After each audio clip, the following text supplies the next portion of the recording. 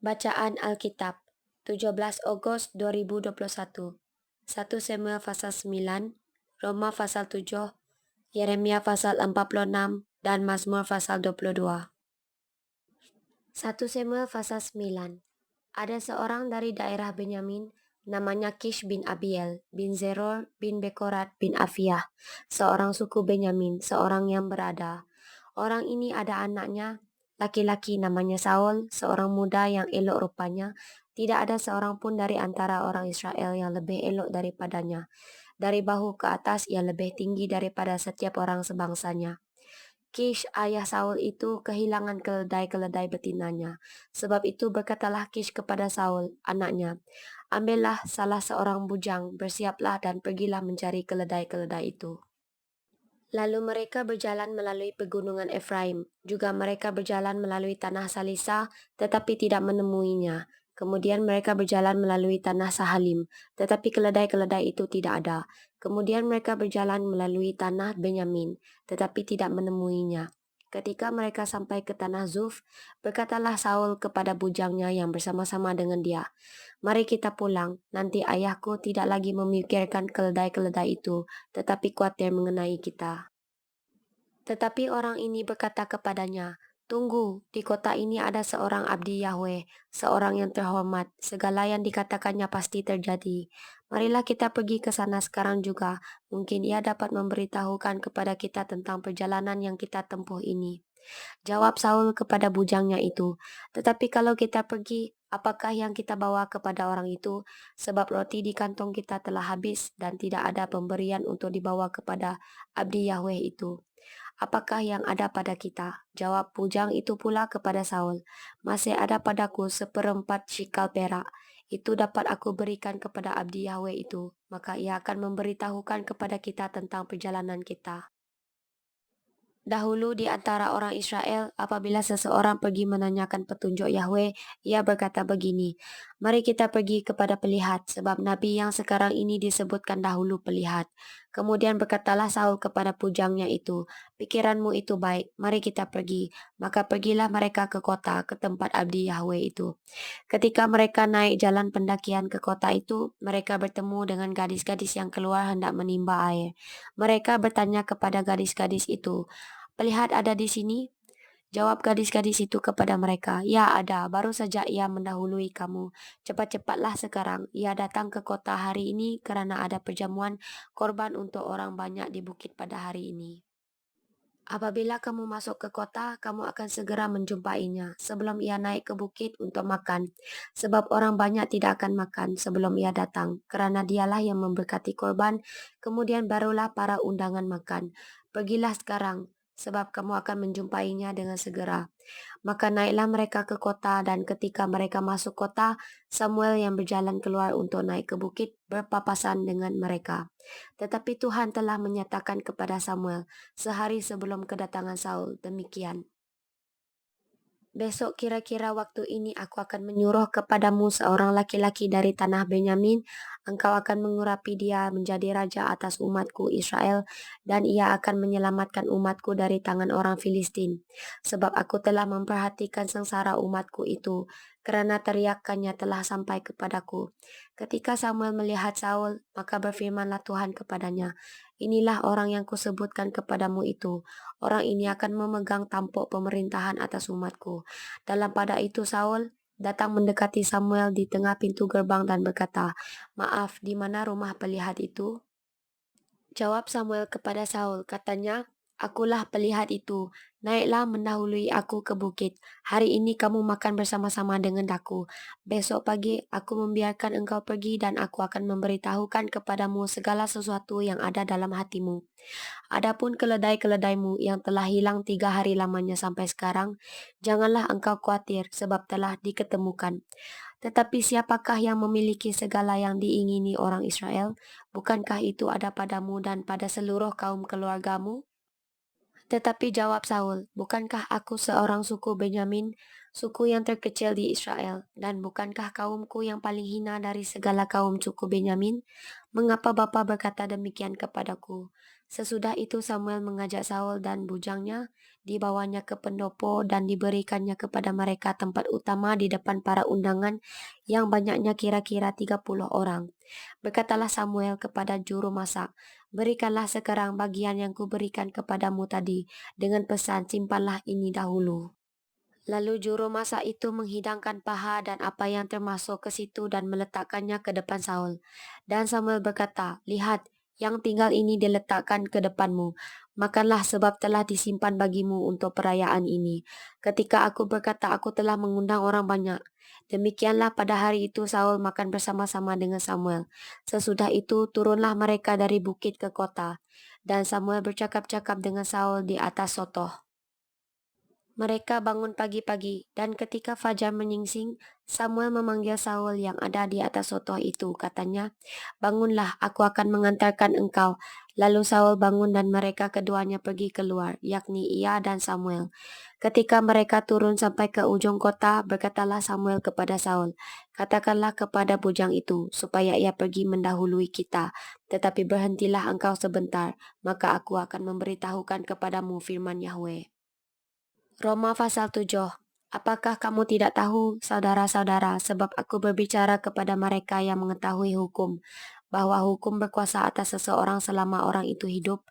Sebab seorang istri terikat oleh hukum kepada suaminya selama suaminya itu hidup. Akan tetapi apabila suaminya itu mati, bebaslah ia dari hukum yang mengikatnya kepada suaminya itu.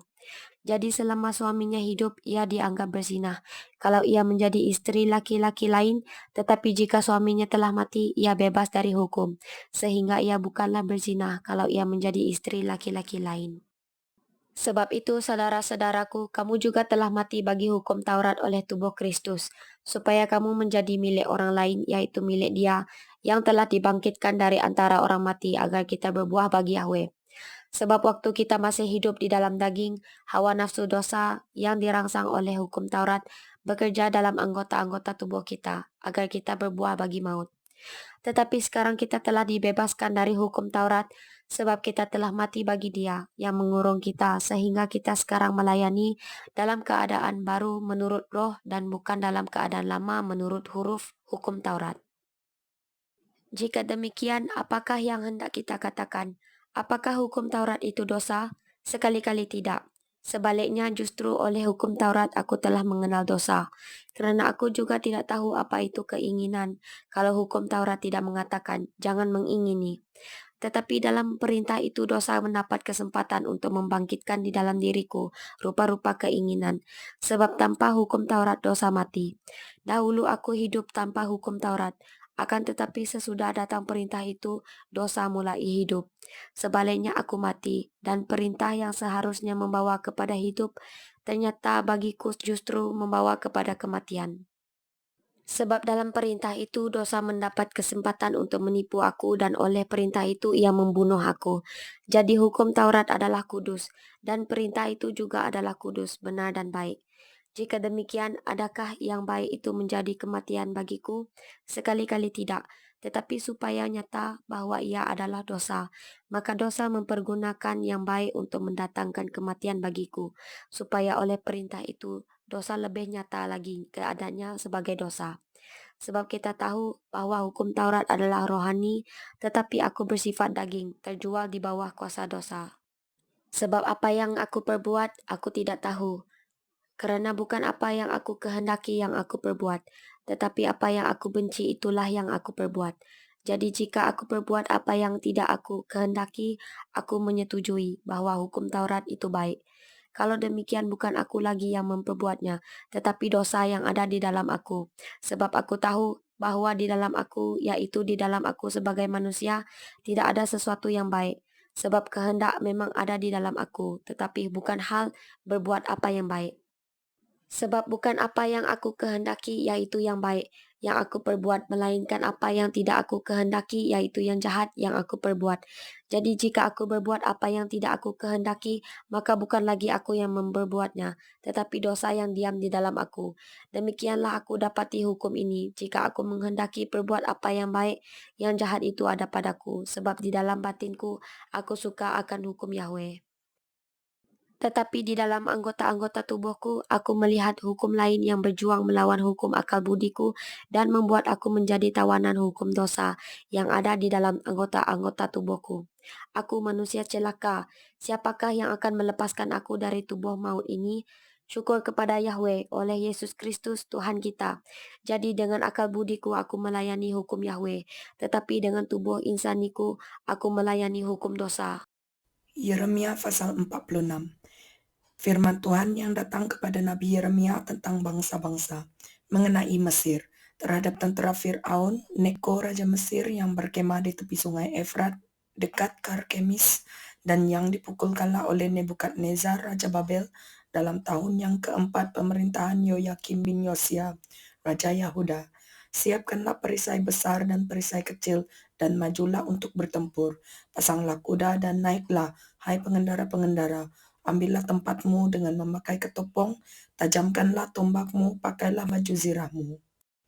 Mengapa kulihat mereka terkejut, mundur ke belakang, pahlawan-pahlawan mereka terpukul kalah, lari kocar-kacir, tanpa menoleh, kedahsyatan dari segala jurusan, demikianlah firman Tuhan. Orang yang tangkas tidak dapat melarikan diri, pahlawan tidak dapat meluputkan diri, di utara di tepi sungai Efrat lah mereka tersandung dan rebah. Siapakah ini yang meluas seperti sungai Nil dan yang airnya bergelora seperti sungai-sungai?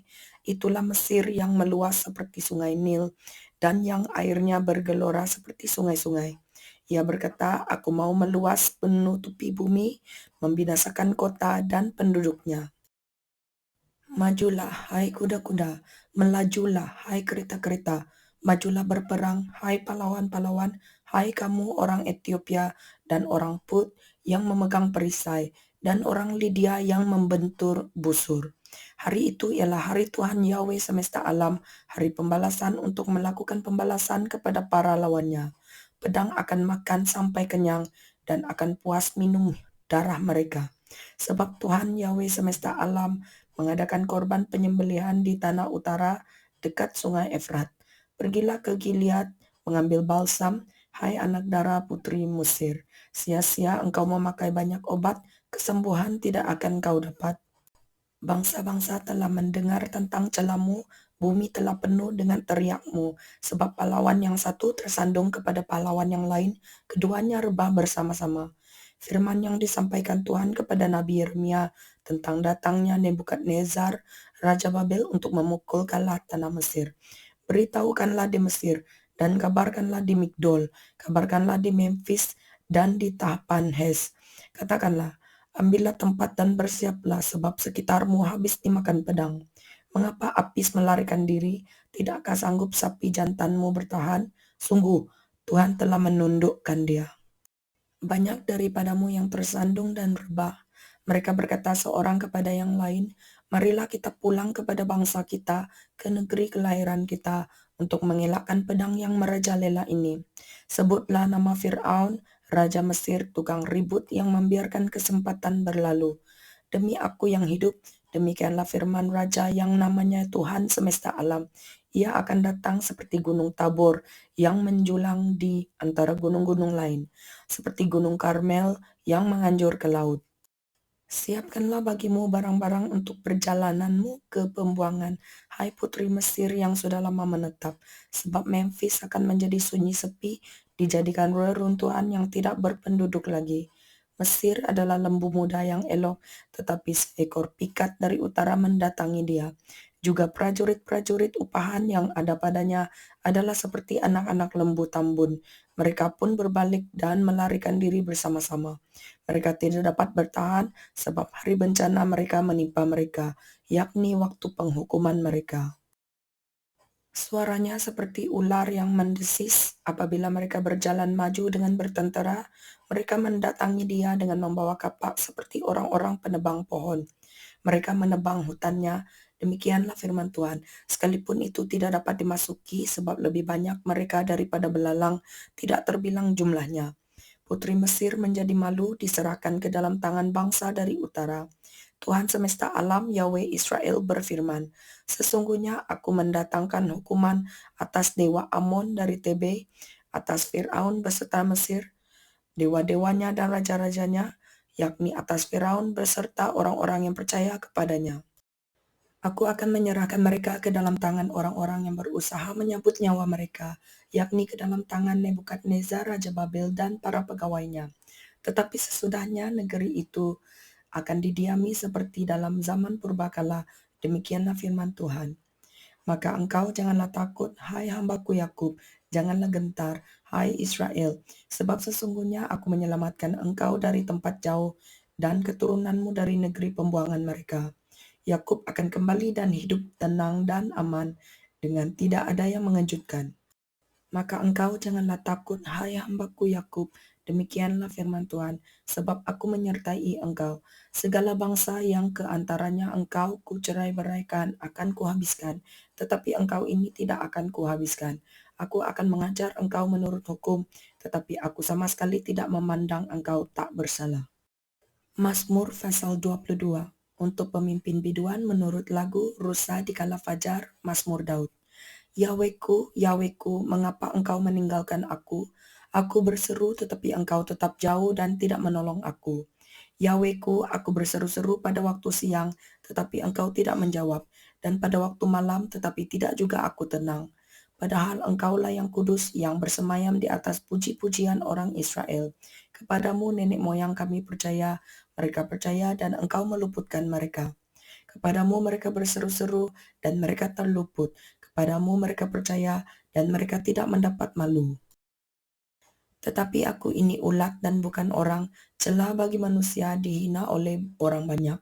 Semua yang melihat aku mengolok-olok aku, mereka mencibirkan bibirnya, menggelengkan kepalanya. Ia menyerah kepada Tuhan, biarlah dia yang meluputkannya, biarlah dia yang melepaskannya. Bukankah dia berkenan kepadanya? Ya, engkau yang mengeluarkan aku dari kandungan, engkau yang membuat aku aman pada dada ibuku. Kepadamu aku diserahkan sejak aku lahir, sejak dalam kandungan ibuku, engkaulah Yahweku. Janganlah jauh daripadaku, sebab kesusahan telah dekat, dan tidak ada yang menolong. Banyak lembu jantan mengerumuni aku, banteng-banteng dari Basan mengepung aku. Mereka mengangahkan mulutnya terhadap aku seperti singa yang menerkam dan mengaum. Seperti air aku tercurah, dan segala tulangku terlepas dari sendinya. Hatiku menjadi seperti lilin, hancur luluh di dalam dadaku. Kekuatanku kering seperti beling, lidahku melekat pada langit-langit mulutku, dan dalam debu maut kau letakkan aku. Sebab anjing-anjing mengerumuni aku, gerombolan penjahat mengepung aku, mereka menusuk tangan dan kakiku, segala tulangku dapat kuhitung, mereka menonton, mereka memandangi aku. Mereka membagi-bagi pakaianku di antara mereka, dan mereka membuang undi atas jubahku. Tetapi engkau, Tuhan, janganlah jauh, ya kekuatanku, segeralah menolong aku. Lepaskanlah aku dari pedang dan nyawaku dari cengkeraman anjing. Selamatkanlah aku dari mulut singa dan dari tanduk banteng. Engkau telah menjawab aku. Aku akan memasyurkan namamu kepada saudara-saudaraku dan memuji-muji engkau di tengah-tengah jemaah. Kamu yang takut akan Tuhan, pujilah dia. Hai segenap anak cucu Yakub, muliakanlah dia, dan gentarlah terhadap dia, hai segenap anak cucu Israel. Sebab ia tidak memandang hina ataupun merasa jijik kesengsaraan orang yang tertindas, dan ia tidak menyembunyikan wajahnya kepada orang itu, dan ia mendengar ketika orang itu berteriak minta tolong kepadanya. Karena engkau aku memuji-muji dalam jemaah yang besar, nazarku akan kubayar di depan mereka yang takut akan dia. Orang yang rendah hati akan makan dan kenyang, orang yang mencari Tuhan akan memuji-muji dia, biarlah hatimu hidup untuk selamanya. Segala ujung bumi akan mengingatnya dan berbalik kepada Tuhan, dan segala kaum dari bangsa-bangsa akan sujud menyembah di hadapannya. Sebab Tuhanlah yang empunya kerajaan, dialah yang memerintah atas bangsa-bangsa. Ya, kepadanya akan sujud menyembah semua orang sombong di bumi, di hadapannya akan berlutut semua orang yang turun ke dalam debu, dan orang yang tidak dapat menyambung hidup. Anak-anak cucu akan beribadah kepadanya, dan akan menceritakan tentang Tuhan kepada angkatan yang akan datang. Mereka akan memberitakan keadilannya kepada bangsa yang akan lahir nanti, sebab ia telah melakukannya.